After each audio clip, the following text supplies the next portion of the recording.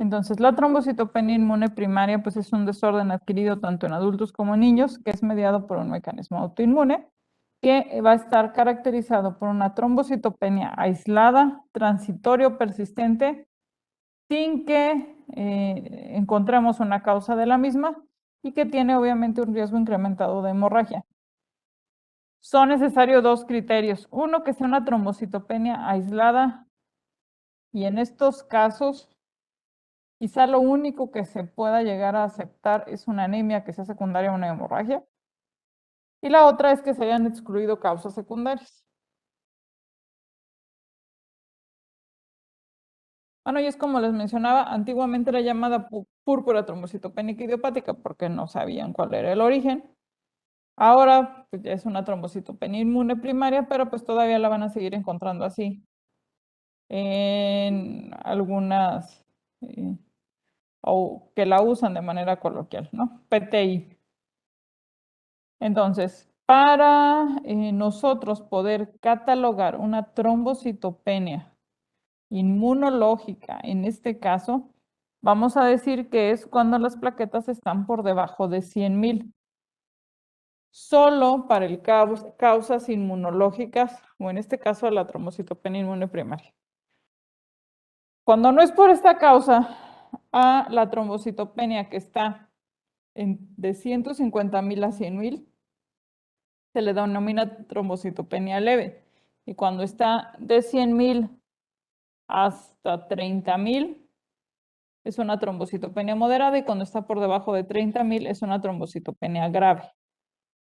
Eso para fines generales. En el caso de las trombocitopenias inmunológicas, no, nuestro corte son 100. Y también nos ayuda a valorar respuesta a tratamiento.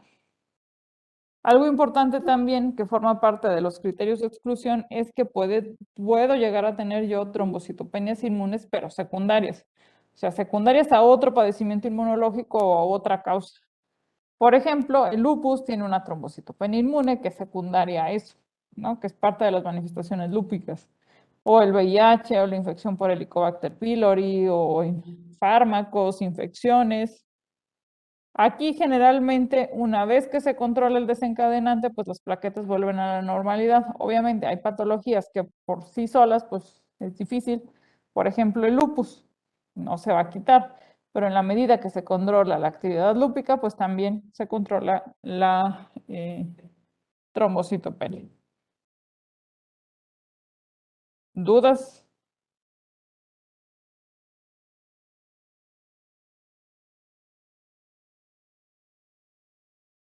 Y entonces tengo diferentes fases o etapas de la PTI o de la trombocitopenia inmune primaria, que vamos a llamar a una trombocitopenia inmune primaria de nuevo diagnóstico cuando tiene 3 meses o menos de diagnóstico, una persistente que va de los 3 a los 12 meses, la crónica cuando dura ya más de 12 meses, y la severa es con cualquiera de estas, pero que tenga manifestaciones de hemorragia. Y hay otra clasificación ahí que se denomina trombocitopenia inmune primaria refractaria, que es cuando presenta una disminución en la cuenta de plaquetas posterior a la esplenectomía. Solamente en ese caso se denomina que es refractaria, cuando el paciente ya está esplenectomizado. ¿Dudas?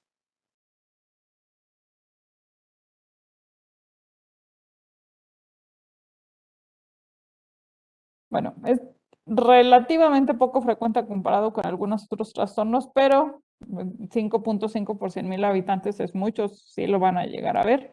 Es más frecuente en mujeres como casi todas las autoinmunes. Suele también predominar en mayores de 60 años, principalmente. Y aquí vemos la distribución. En menores de 5 años la distribución es básicamente igual, tanto para hombres como para mujeres, pero a medida que se va incrementando la edad, la prevalencia en las mujeres pues se incrementa. Ahora, las características clínicas de una trombocitopenia inmune primaria en los niños y en los adultos varían. En los niños, el pico de diagnóstico es entre los 2 a los 4 años, mientras que para adultos es de 15 a 40 años. Ya les dije que en los niños prácticamente es el mismo hombre que mujeres y en los adultos predomina más en mujeres.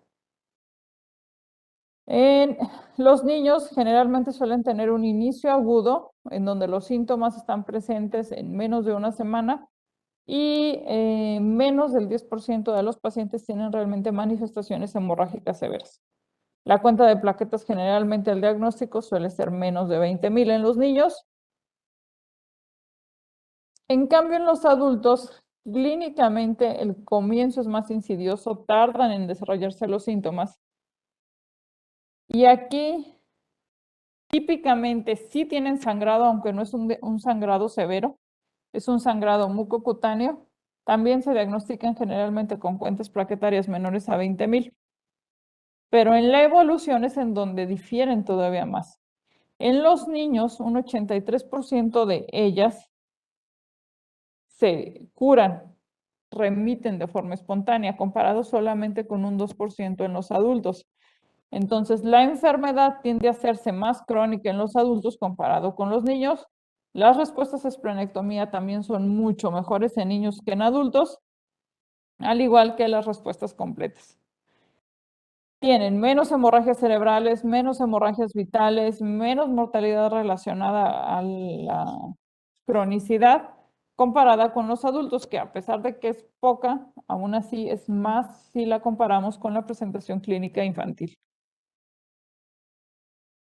¿Dudas?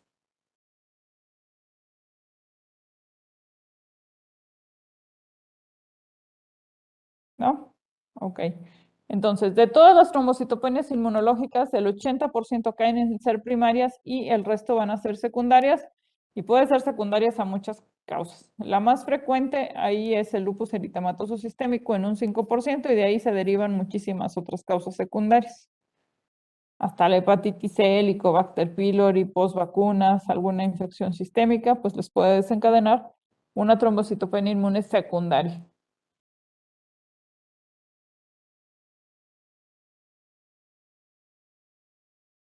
La etiología no está clara del todo, pero finalmente es una enfermedad autoinmune en donde tenemos una disregulación inmunológica en donde nos va a llevar a un aumento en la destrucción plaquetaria, que ese es el hecho fisiopatológico principal, se destruyen más rápido y hay una disminución también en la megacariopoiesis. Los anticuerpos que se llegan a encontrar son de tipo IgG y van dirigidos principalmente contra la glucoproteína 2B3A.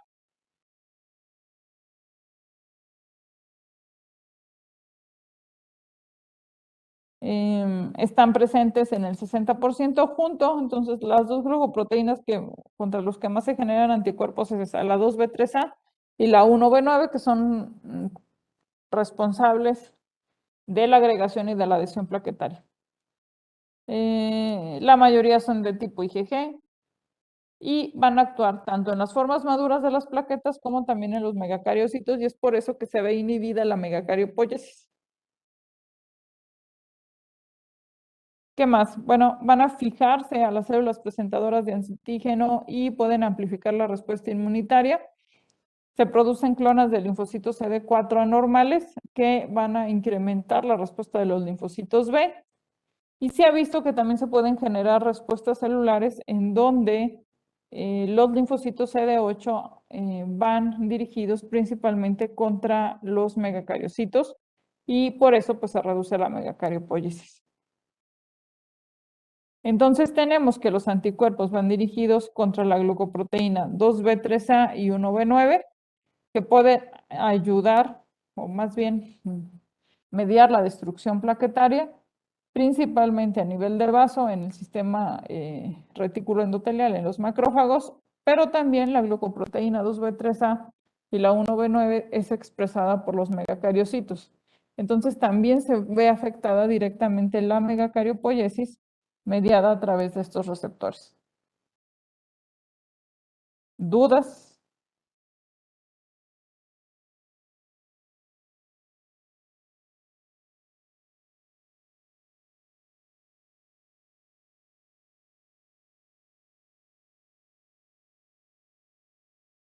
Ok. Realmente la trombopoyetina sigue estando igual, básicamente no hay mucha variación con ella. Anticuerpos contra eritropoyetina o contra el receptor de la trombopoyetina, perdón, realmente es muy poca cantidad. Van dirigidas básicamente contra las glucoproteínas y también se ha visto que hay una activación de complemento. Entonces, en cuanto a la cinética de la vida plaquetaria, pues obviamente se encuentra reducida porque hay un incremento en la destrucción. También las plaquitas que se pueden llegar a transfundir, pues van a tener la misma vida media reducida. Y generalmente, como tengo una reducción en sangre periférica de las plaquetas, la médula ósea, para tratar de compensar esa disminución, suelta formas jóvenes a sangre periférica y es por eso que llego a tener plaquetas jóvenes, grandes y con gránulos prominentes, porque están saliendo a circulación antes de madurar. ¿Dudas de la fisiopatología?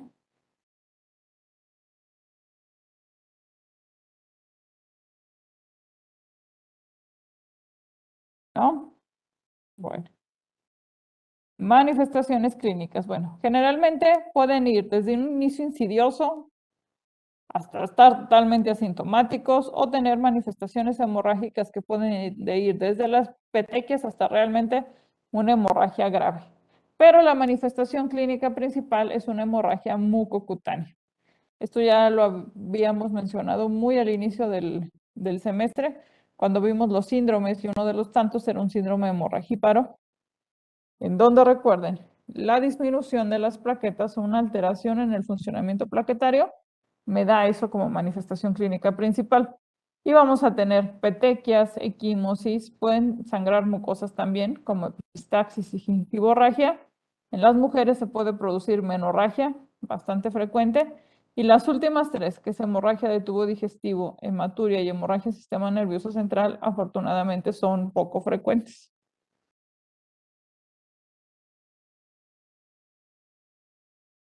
Eh, bueno, entonces tenemos que realmente, recuerden ustedes, el sitio de sangrado cuando tengo una disfunción plaquetaria son las mucosas. Entonces, debo de tener o hay presencia de petequias, equimosis.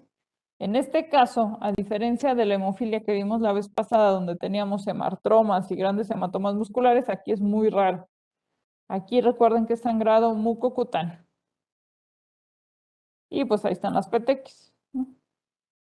Generalmente tienden a aparecer en los sitios de presión o por gravedad, ¿no? O sea, en las extremidades.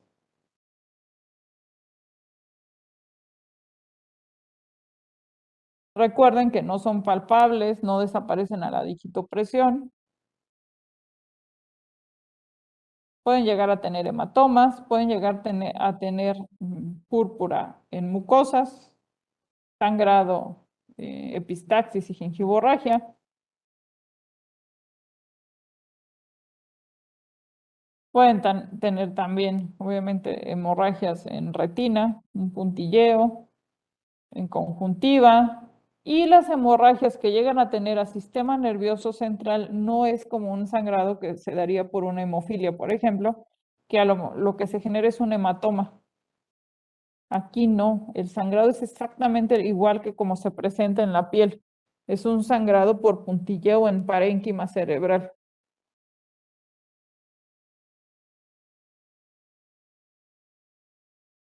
¿Dudas?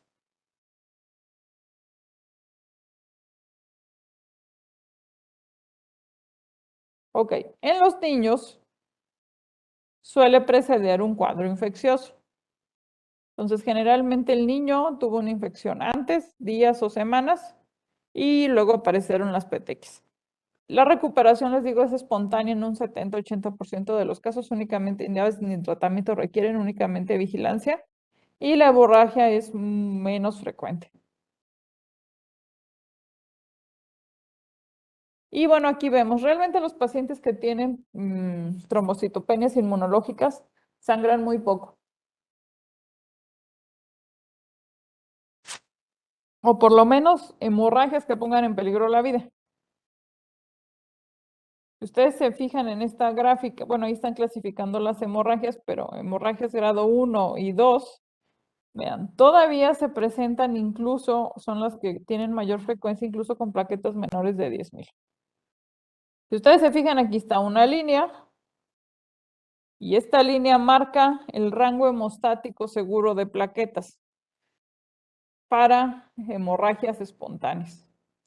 Plaquetas arriba de 50,000, si ustedes se fijan, hemorragias espontáneas o asitio vital no hay. Por eso es mi rango hemostático plaquetario. Por debajo de eso se pueden presentar, aunque son raras. Y ya un nuevo corte u otro corte son 10,000 plaquetas. Ahí sí está incrementado el riesgo a espontáneo o a órgano vital. Aunque en PTI les digo, no, es poco común que existan hemorragias, por ejemplo, al sistema nervioso central. ¿Dudas de esto?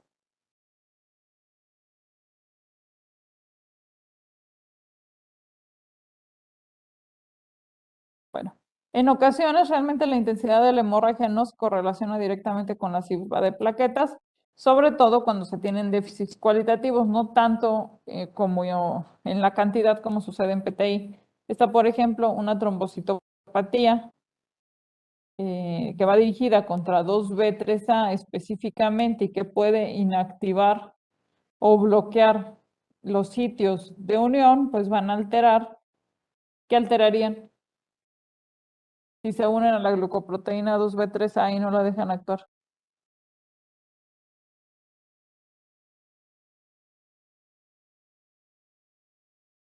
¿Qué parte del el funcionamiento plaquetario o la fisiología plaquetaria alteraría?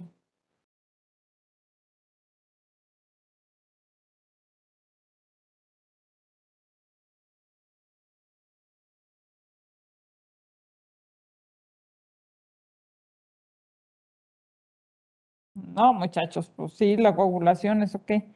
La activación de la plaqueta, o sea, ¿qué parte del funcionamiento de la plaqueta se altera si hay un anticuerpo que bloquea la glucoproteína 2B3A?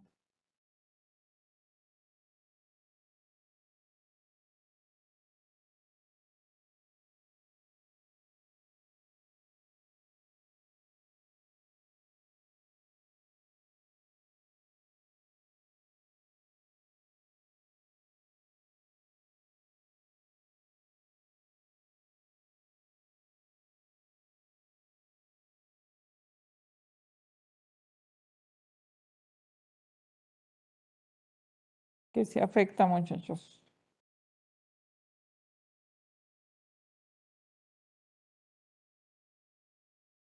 No.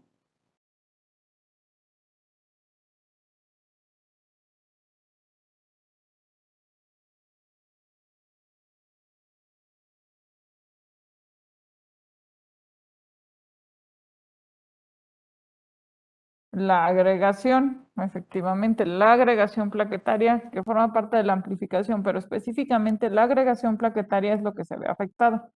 Porque recuerden que ese es el receptor que se une a bombilebran y a fibrinógeno para la agregación plaquetaria. Entonces, a lo mejor no estarían disminuidas, pero no estarían funcionando. Bueno, parte del diagnóstico, como ya les dije, es un diagnóstico de exclusión. Entonces, dentro del diagnóstico de exclusión, yo tengo que descartar todas las causas, o por lo menos las más frecuentes, causas de trombocitopenia inmune secundaria.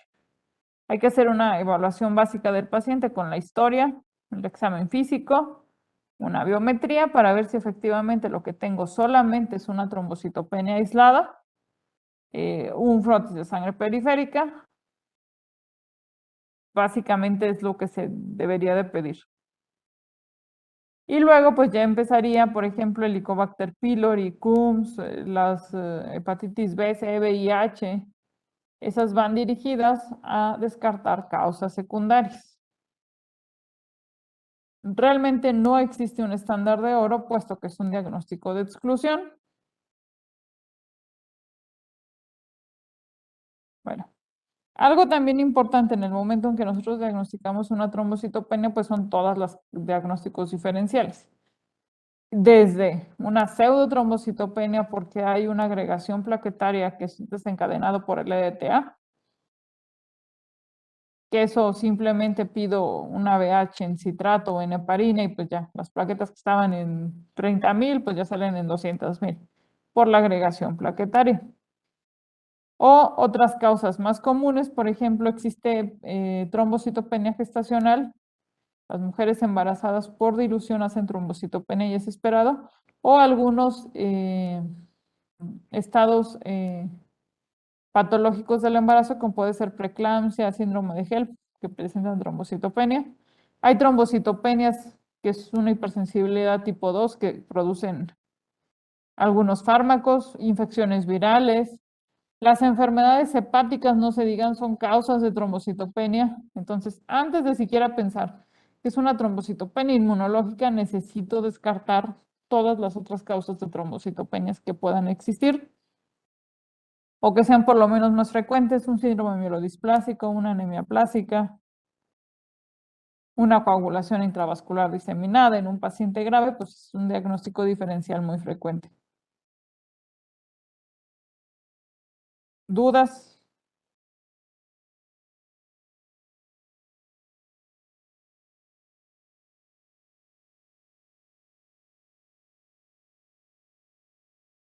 Bueno, bueno, el examen físico, pues vamos a tener lo que ya vimos de las manifestaciones hemorrágicas. En un porcentaje pequeño de los pacientes puede haber esplenomegalia leve y debe de haber ausencia de cualquier otro síntoma aparte de eso. Las plaquetas o la disminución de las plaquetas producen hemorragias y ya, párenle de contar. No hay otro síntoma conjunto, no les pasa ninguna otra cosa. Hemorragia. Si tienen más síntomas acompañantes, pues hay que buscar que no sea otra cosa. Si acaso a veces los pacientes se pueden llegar a sentir cansados y ya. En el frotis de sangre periférica, pues vamos a ver realmente la disminución en el número de plaquetas. Podemos llegar a ver anisocitosis plaquetaria cuando vemos pues, plaquetas grandes y pequeñas. Nos ayuda a excluir también la pseudotrombocitopenia por la agregación plaquetaria, que no hay esquistos para descartar una coagulación intravascular diseminada, que no hay alteración en otras líneas celulares, porque recuerden otra vez, necesito tener trombocitopenia aislada. Que no tenga un número excesivo de plaquetas gigantes, porque muy probablemente eso me estaría ayudando al diagnóstico de una trombocitopatía congénita.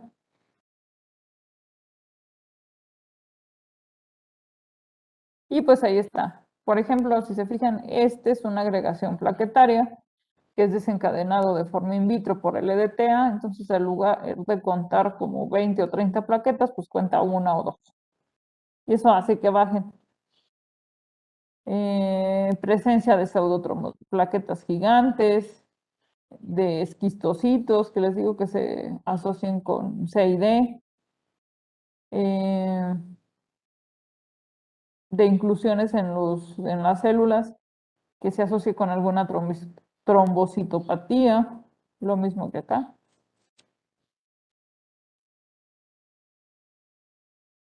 ¿Dudas?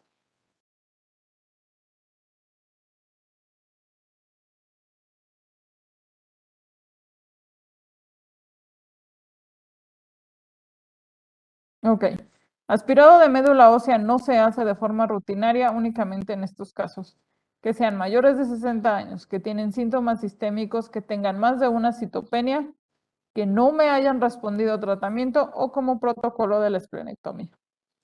Solo y exclusivamente en esos casos, si no, no se realiza de forma rutinaria en un paciente que estamos sospechando que tiene trombocitopenia inmunológica.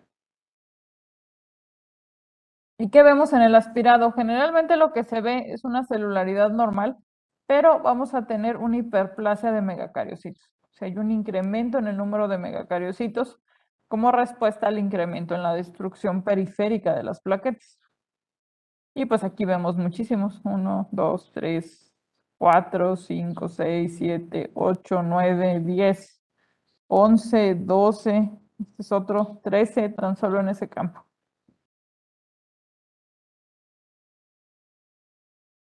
Y bueno, pues ahí están los MECs.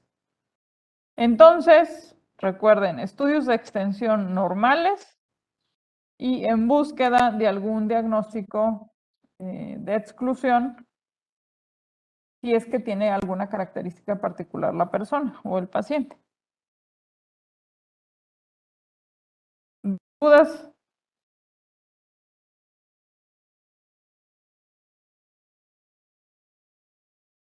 ¿No? ¿Cuándo se tratan a los pacientes? No siempre van a requerir tratamiento. Únicamente en ciertas ocasiones. Bueno, a los pacientes que no tienen hemorragias y tienen plaquetas mayor de 50,000, ahí simplemente hay que observarlos. Bueno, esto siempre y cuando sus actividades diarias lo permitan.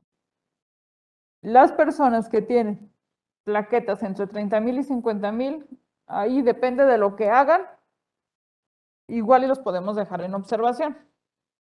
Pero los pacientes que tengan hemorragia mucocutánea o que tengan plaquetas menos de 30,000, eso sí, van a requerir tratamiento.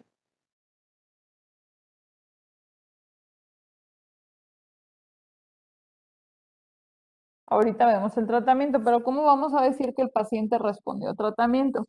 Cuando la cuenta de plaquetas sea mayor a 100,000 en 2 tomas separadas por lo menos 7 semanas y que no tenga presencia de hemorragia. Decimos que tiene respuesta parcial cuando tiene más de 30,000 plaquetas y decimos que no respondió cuando tiene menos de 30,000 plaquetas. Decimos que tiene pérdida de la respuesta completa, obviamente cuando le bajan las plaquetas de las 100,000 que tenía, disminuyen a menos de 100,000. Y puede ser que los pacientes, por ejemplo, también vayan a tener una dependencia de esteroide, que cuando nosotros queremos bajar su tratamiento de base, pues se disminuyen las plaquetas. La refractaria ya también se las mencioné, que es cuando ya se hizo la esplenectomía y de todos modos tienen una recaída, y la grave cuando los pacientes tienen manifestaciones hemorrágicas. Tengo 2 tipos de tratamiento, uno que se denomina tratamiento de emergencia y pues el tratamiento primario. El tratamiento de emergencia va dirigido para aquellos pacientes que tienen hemorragia que puedan amenazar su vida o que tengan una cuenta de plaquetas menos de 10,000. Si tienen presencia de hemorragia del sistema nervioso central, gastrointestinal, genitourinario, presencia de hematomas, que tengan presencia de púrpura extensa en la boca sobre todo, eso es un signo de que puede llegar a presentar hemorragia grave, entonces hay que tratarlo. ¿Dudas?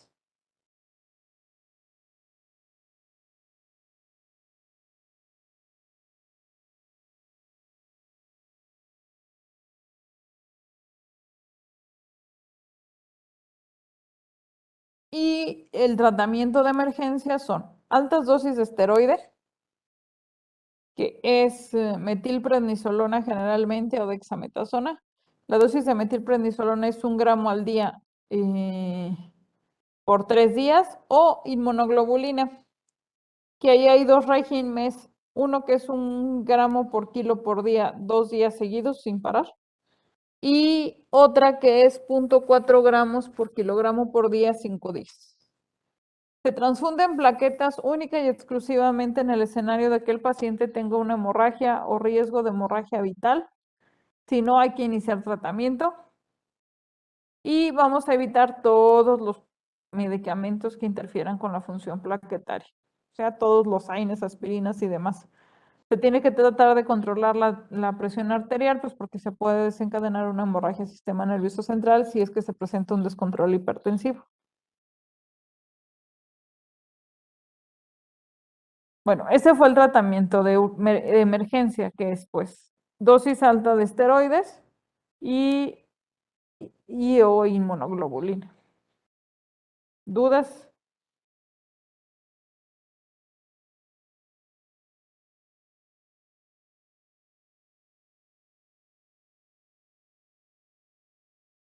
Y el tratamiento de primera línea, como en casi todas las autoinmunes, pues son los esteroides.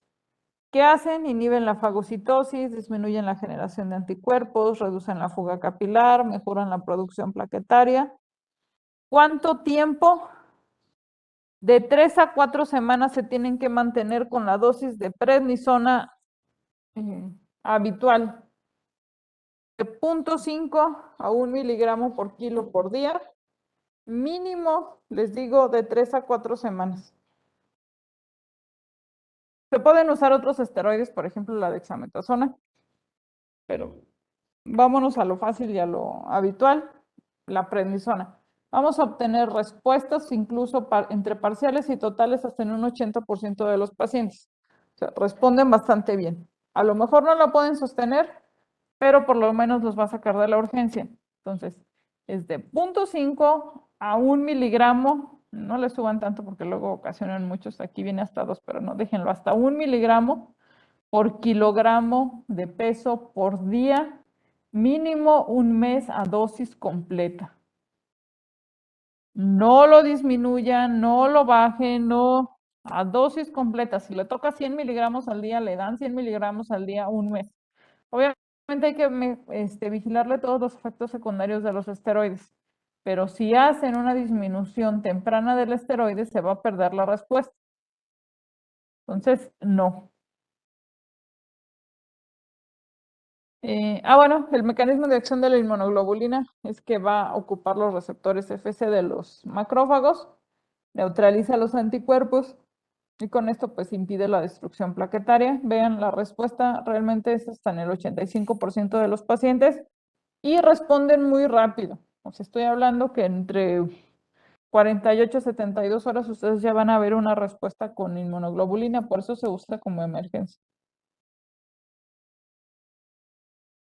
¿Dudas?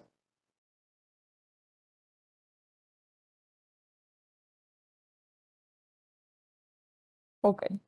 En trombocitopenias persistentes, el tratamiento debe ser guiado en base a las manifestaciones clínicas y el riesgo de hemorragia del paciente. Realmente en estos pacientes no estamos buscando llevarlos a cuentas plaquetarias normales, sino a un rango hemostático seguro, o sea, mayor de 50,000 plaquetas, y ya nos damos por bien servidos. Cuando tenemos una trombocitopenia inmune persistente que no respondió o respondió parcial a los esteroides, o no le podemos disminuir los esteroides porque disminuyen con ellos las plaquetas, pues se opta por tratamientos de segunda línea. Y ahí entran todos, o sea, cualquier medicamento de segunda línea que ustedes utilicen se llama así. Que puede ir o puede ser desde la esplenectomía. Estas se prefieren en pacientes jóvenes porque se obtienen respuestas completas y ya no van a requerir tratamiento. Generalmente son respuestas bastante duraderas. Entonces, pues les evitamos todos los efectos secundarios de los fármacos. Siempre hay que tener cuidado con las esplenectomías, hay que mandarlos vacunar. Responden 2/3 partes de los pacientes y solamente hay un 20% de recaídas en un seguimiento de 5 a 10 años. La tercera parte de los pacientes que son esplenectomizados suelen tener respuestas parciales o tienen recaídas dentro de los primeros 6 meses. ¿Dudas?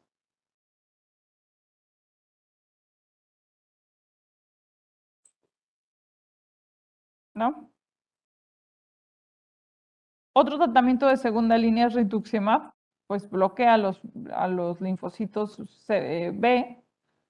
Al bloquear a los linfocitos B, pues bloquea la generación de anticuerpos y por eso nos ayuda. La dosis, 375 miligramos por metro cuadrado de superficie corporal cada semana, 4 semanas. Las respuestas completas hasta en cerca de un 50% de los pacientes. Respuestas globales, tanto parciales como totales, en un 62%. El problema es que tienen mayor índice de recaídas con rituximab que con esplenectomía. Pero pues también es una opción para los pacientes que no son candidatos a la esplenectomía. Existen los trombopoyéticos. Se pueden usar como tratamiento de segunda línea y pues van a estimular la producción, la megacariopoyesis para la liberación de plaquetas. El único inconveniente con esto es que es dependiente de la dosis, o sea, mientras estén aplicándose o tomando el medicamento, vamos a tener una buena respuesta. No genera respuestas sostenidas.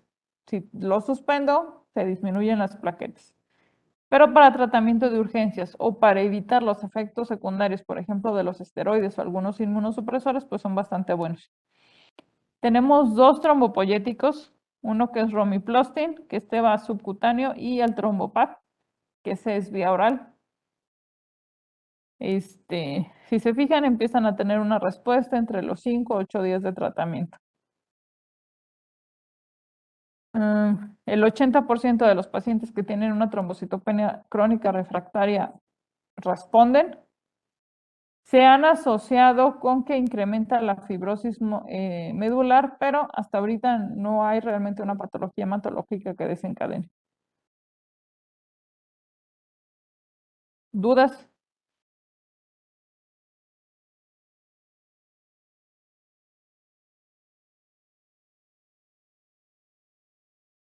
Y pues puedo usar cualquier otro inmunosupresor.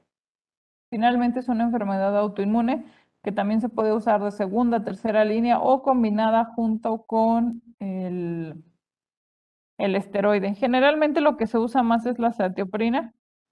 Mínimo la debemos administrar por 4 meses para ver si se normaliza. Y ya dependiendo de la respuesta, pues se puede llegar a disminuir la dosis. En algunos casos se han usado vincristina, ciclofosfamida, pero pues estos tienen mayores efectos secundarios. Existen otros, por ejemplo, la ciclosporina, también se ha visto que responde, es un inmunosupresor. El danazol, este es un análogo de la testosterona, un andrógeno, que se ha visto que disminuye los receptores FC sobre los macrófagos. Y esto, pues, disminuye la destrucción plaquetaria. Hay respuestas muy variables, no se da solo, siempre se da en combinación con algún otro fármaco.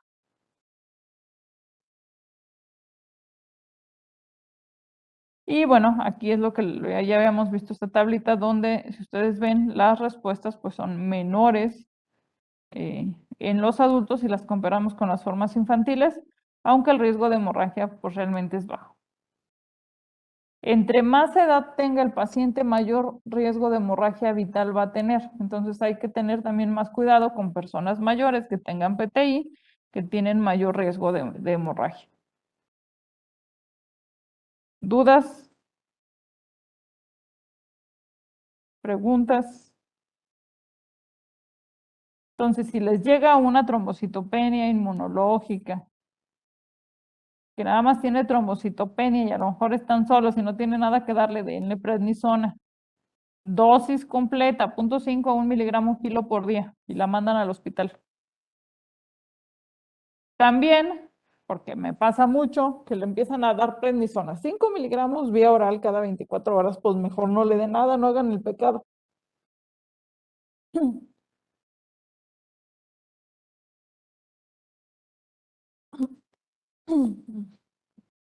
¿Qué más? Tampoco se asusten. Los pacientes con PTI, hay algunos crónicos refractarios que ya no suben plaquetas y en serio manejan plaquetas de 20,000 o menos de 20,000, ya se andan por la vida. No sangran, ya se conocen.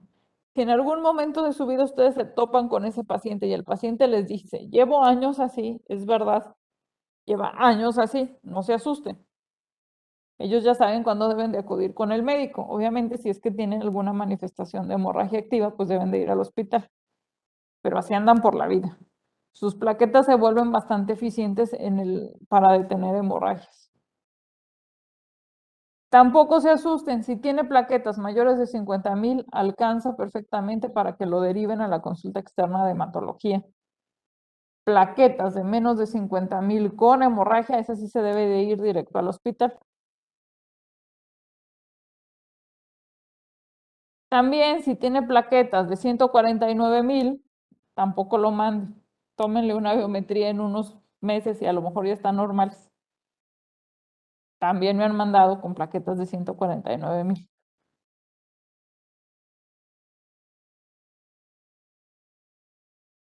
Entonces recuerden, sus rangos hemostáticos son 50,000 plaquetas, ese es su rango de seguridad. Si tiene arriba de 50,000 plaquetas, pueden estar tranquilos, la posibilidad de que tenga un sangrado espontáneo a órgano vital es muy baja.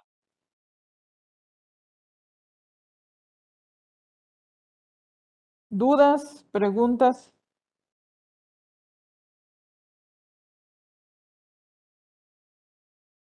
¿No? Bueno, les paso lista y terminamos.